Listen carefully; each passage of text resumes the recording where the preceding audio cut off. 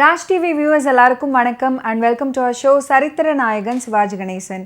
இந்த நிகழ்ச்சியில் சிவாஜி அவர்களுடைய ஃபிலிம் கெரியரில் நடந்த பல இன்ட்ரெஸ்டிங்கான விஷயங்களை நம்ம பார்த்துக்கிட்டு இருக்கோம். அந்த வரிசையில் இன்னைக்கு எபிசோட்லையும் பல சுவாரஸ்யமான அப்டேட்ஸ் உங்களுக்காக காத்துக்கிட்டு இருக்கு. வாங்க நிகழ்ச்சிக்குள்ளே போகலாம்.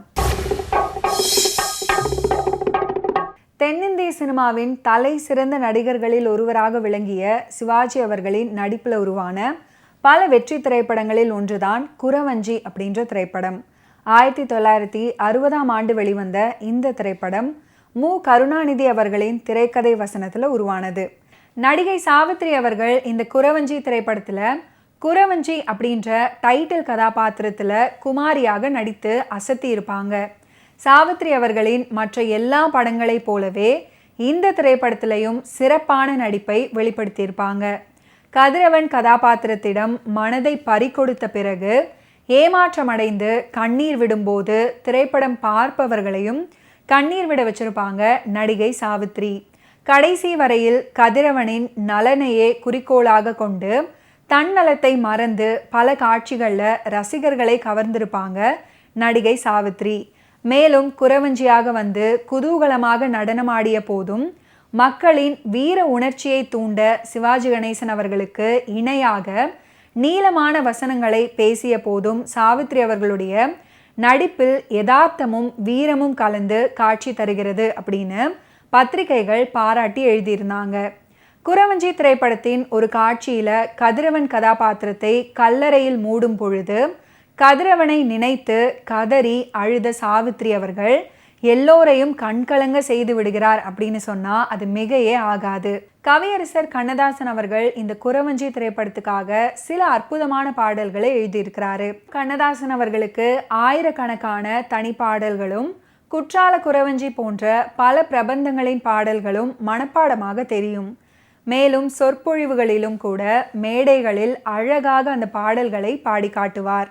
அந்த வகையில் இந்த திரைப்படத்தில் ஒரு அற்புதமான பாடலை கவியரசர் கண்ணதாசன் அவர்கள் எழுதியிருக்கிறாரு. அந்த பாடல் தான் செங்கையில் வண்டுகளின் என்று தொடங்கும் பாடல். இந்த பாடல் குறவஞ்சி திரைப்படத்தில் இடம் பிடித்த மிகவும் அற்புதமான பாடலாகும்.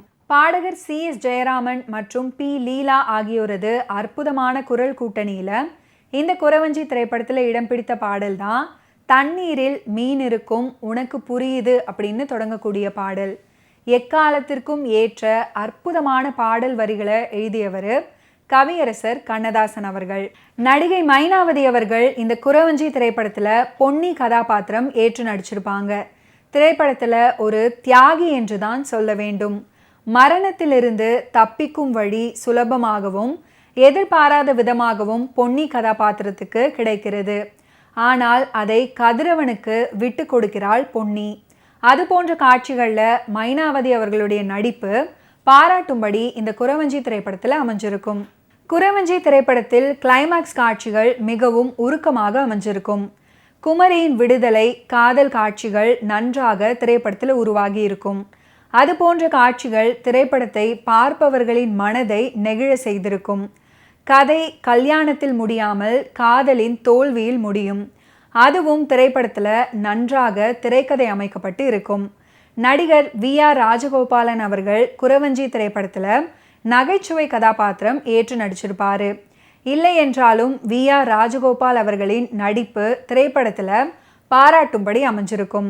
மேலும் நடிகர்கள் O.A.K. தேவர் மற்றும் வகாப் காஷ்மீரி ஆகிய இரு நடிகர்களும் இமையாகவும் மன்னன் முகாரியாகவும் நடித்து ரசிகர்களை கவர்ந்திருப்பாங்க. தங்களுக்கு கிடைத்த கதாபாத்திரத்துக்கு எந்த குறையும் வைக்காமல் மிகவும் அற்புதமாக நடித்து ரசிகர்களின் பாராட்டுகளை பெற்றுக்கொண்டார்கள் அப்படின்னு சொன்னால் அதை யாராலையுமே மறுக்க முடியாது. 60 ஆண்டுகளுக்கு முன்பு 1960ஆம் ஆண்டு நடிகர் திலகத்தின் வெற்றி திரைப்படங்களின் வரிசையில் வெளிவந்த குடும்ப சித்திரம் தான் தெய்வ பிறவி. பிரபல இயக்குநர்களான கிருஷ்ணன் பஞ்சு இருவரும் இந்த திரைப்படத்தை இயக்கியிருந்தாங்க. கமால் பிரதர்ஸ் சார்பில் கமால்தீன் அவர்கள் AVM பட நிறுவனத்துடன் இணைந்து இந்த திரைப்படத்தை ப்ரொடியூஸ் பண்ணியிருக்கிறாரு. சிவாஜி அவர்கள், பத்மினி அவர்கள், SSR, MN Rajam, Thangavelu, Sarangapani, Tambaram Lalitha, M. Saroja, A. Karunanidhi, Kallapart Natarajan, Radhabai, PS ஞானம், KS அங்கமுத்து, S. ராமாராவ் போன்ற ஏராளமானோர் நடிப்பில் இந்த திரைப்படம் உருவாகி இருந்தது. SP முத்துராமன் அவர்களும் இந்த திரைப்படத்தில் நடிகை அங்குமுத்துவின் மகனாக ஒரு கேரக்டரில் நடிச்சிருப்பாரு. வங்காளத்தில் வெளிவந்த கதையை தமிழில் படமாக்கியிருந்தாங்க. குடும்ப கதைகளுக்கு வசனம் எழுதுவதில் திறமை வாய்ந்த KS கோபாலகிருஷ்ணன் அவர்கள் இந்த படத்துக்கு தான் முதல் முறையாக வசனம் எழுதினார். அவருடைய குடும்ப பாங்கான வசனங்களை பேச அருமையான நடிகர்களும் அமைந்திருந்தார்கள். AVMஇன் ஆஸ்தான இசையமைப்பாளரான R சுதர்சனம் இந்த படத்துக்கு இசையமைச்சிருக்கிறாரு. அன்பாலே தேடிய என் அழகு செல்வம், தாரா தாரா வந்தாரா, தன்னைத்தானே நம்பாதது சந்தேகம் மற்றும் கட்டடத்திற்கு மனை பொருத்தம் அவசியம் போன்ற பாடல்கள் இன்று வரை ரசிகர்களின் காதுகளில் ஒலிக்கிறது. படத்தை மிகவும் நேர்த்தியாக மாருதிராவ் ஒளிப்பதிவு பண்ணியிருக்கிறாரு. நல்ல கதை, அதற்கேற்ற வசனம், நடிப்பு, டைரக்ஷன் எல்லாம் அமைந்தால் படம் வெற்றி பெறும் அப்படின்றத நிரூபித்தது போல் தெய்வப்பிறவி 100 நாட்கள் ஓடி வெற்றி கண்டது. இப்போதெல்லாம் எந்த படம் வெளிவந்தாலும் அந்த படத்துடைய கதை என்னுடையது, திருடி விட்டார்கள் அப்படின்னு பலரும் புகார் சொல்கிறார்கள். சில கதை திருட்டுகள் சில லட்சம் கொடுத்து செட்டில்மெண்ட் செய்யப்படுகிறது. சில திருட்டு கதைகள் நீதிமன்றம் வரை செல்கிறது. இப்படி ஒரு புகார் சிவாஜி கணேசன் அவர்கள் நடித்த தெய்வப்பிறவி படத்துக்கும் வந்தது. அதை தீர்த்து வைத்த விதம்தான் புதியது. 1960ஆம் ஆண்டு வெளியான படம் தெய்வப்பிறவி. நடிகர் திலகம் சிவாஜி கணேசன் அவர்கள், SS ராஜேந்திரன், பத்மினி அவர்கள் நடிச்சிருந்தாங்க. கதை, திரைக்கதை வசனத்தை KS கோபாலகிருஷ்ணன் அவர்கள் எழுதியிருந்தார். இந்த படத்தை கிருஷ்ணன் பஞ்சு ஆகியோர் இயக்கியிருந்தாங்க. படத்தை AVM நிறுவனம் தான் தயாரித்திருந்தது. இந்த படத்தின் கதையை KS கோபாலகிருஷ்ணன் அவர்கள் ஒரு தொகைக்கு AVM நிறுவனத்துக்கு கொடுத்தாரு. அப்போது இந்த கதை நான் எழுதியது அப்படின்னும் அதனை KS கோபாலகிருஷ்ணன் அவர்கள் திருடிவிட்டார் அப்படின்னும் AVM நிறுவனத்தில் ஒருத்தர் புகார் கொடுத்திருக்கிறாரு. இதற்கு சரியான பதில் சொல்லாவிட்டால் கோர்ட்டுக்கு போவேன் அப்படின்னும் சொல்லியிருந்தாரு. ஒருவேளை ஒரே கதையாக இருந்தால் நிறுவனத்தின் இமேஜும் KS கோபாலகிருஷ்ணன் அவர்களின் இமேஜும் பாதிக்கப்படும். இதற்காக இயக்குனர் கிருஷ்ணன் பஞ்சு ஒரு புதுமையான தீர்ப்பை சொன்னாங்க. தெய்வப்பிறவி படத்தில் கதைக்கு KS கோபாலகிருஷ்ணன் அவர்களையும் புகார் கொடுத்தவரையும் வசனம் எழுத சொன்னாங்க. 2 பேரும் வசனம் எழுதி கொடுத்துருக்குறாங்க. அதை படித்து பார்த்துவிட்டு இது KS கோபாலகிருஷ்ணன் அவர்களுடைய கதை தான் அப்படின்னு தீர்ப்பளித்திருக்கிறாங்க.